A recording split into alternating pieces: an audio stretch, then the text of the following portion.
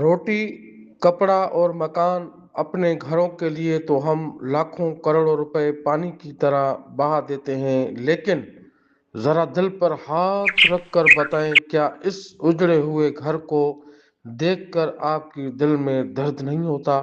یہ کسی انسان کا نہیں، یہ اللہ کا گھر ہے۔ جی ہاں، میں راستے سے گزر رہا تھا کہ میری نظر اس مسجد پر پڑی۔ یہ بالکل کھنڈر بن چکی ہے، دیوار ٹوٹ رہی ہے، محراب خاموش ہے، اور یہاں کوئی نماز پڑھنے والا نہیں ہے۔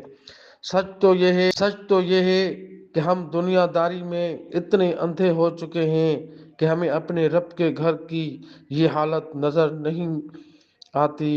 ہم بڑی بڑی عمارتیں کھڑی کرتے ہیں، لیکن جہاں اللہ کا نام لیا جانا چاہیے، وہ جگہ آج ویران پڑی ہے۔ کیا یہ ہمارا حق بنتا ہے؟ کیا مسلمان ہونے کے ناطے ہماری غیرت یہ گوارا کرتی ہے؟ اللہ کے بندو، یہ وقت خواب غفلت سے جاگنے کا ہے۔ اس مسجد کو ہماری اور آپ کی توجہ کی ضرورت ہے۔ میں یہاں کوئی فنڈ اکٹھا کرنے نہیں آیا، بلکہ آپ کی ضمیر کو جھنجھوڑنے آیا ہوں۔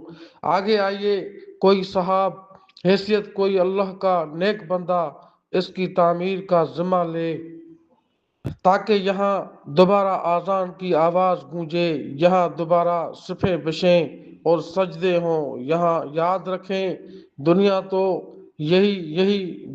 تو یہی رہ جائے گی، لیکن اللہ کے گھر کو آباد کرنے کا یہ صدقہ جاریہ آپ کی آخرت کو سنوار دے گا۔